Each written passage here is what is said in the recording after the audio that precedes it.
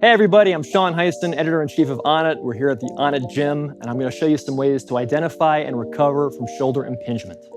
Shoulder impingement is when the space between the humerus, the upper arm bone, and the upper outer edge of your shoulder blade narrows, and the rotator cuff gets pinched in between. Shoulder impingement is common in athletes like swimmers or weightlifters, volleyball players, people who do a lot of overhead activity.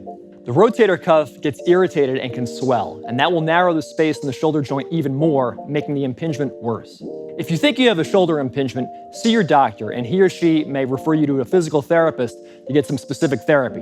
But I'll show you some tests in the meantime that you can do to possibly identify a shoulder impingement. Painful arc test. Lift your arm out to the side and over your head as though you were doing a jumping jack with one arm. If you feel pain in your shoulder when your arm reaches the midpoint or above, you may have a shoulder impingement. Hawkins-Kennedy Test. Cross the arm over your body, resting your hand on the opposite shoulder. Your elbow will be bent 90 degrees. Lift your elbow gently as high as you can without letting your hand raise off your shoulder. You may have a shoulder impingement if you feel pain in the shoulder in the bottom range of motion. Neer Test. Lift the arm straight in front of your body to 90 degrees and turn your thumb to point toward the floor. Raise the arm overhead while keeping the thumb down. Feeling pain in the shoulder toward the top of the movement may indicate a shoulder impingement. Shoulder impingements can often be resolved by improving the mobility of the shoulder and strengthening the muscles around the shoulder blade, which include the serratus anterior, the lower traps, and the rotator cuff. Apart from any exercises your physical therapist may recommend, I'm going to show you some moves that can help kickstart your recovery. Do these exercises for 2 to 3 sets of 8 to 12 reps each. You can do them 2 to 3 times a week, resting a day between each. Bilateral shoulder external rotation.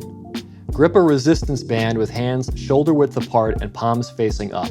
Bend your elbows 90 degrees and tuck your arms against your sides. Keeping the elbows tight against your body, squeeze your shoulder blades together to pull the band apart with both hands, stretching it out. Slowly reverse the motion until your hands are shoulder width apart again. Shoulder extension. Anchor a resistance band to a sturdy object that's approximately head height. Grip one end of the band in each hand and step back until you feel slight tension in the band. Keeping your elbows straight, pull both ends of the band straight down and back, finishing outside your hips. Allow your arms to skim your torso as you do it. Squeeze your shoulder blades together at the end of the range and then return your hands to the starting position. Side-lying shoulder flexion. Lie on your side with the painful shoulder facing up. Let your top arm lie against your side. Keeping your elbows straight, slowly sweep your arm in front of your body and bring it overhead. Try to keep it close and don't allow it to lift too high away from your body as you go. Once your arm is overhead, reverse the motion to bring it to your side again. Wall slide. Place your hand flat against a wall with your arm straight. Keeping your arm straight, slide that hand up the wall as far as you can go. You'll have to step toward the wall to do so. Hold the top position for a couple of seconds before sliding your hand back down the wall. That's 1 rep.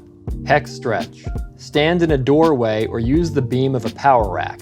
Place your forearm against the frame or beam with your elbow bent 90 degrees.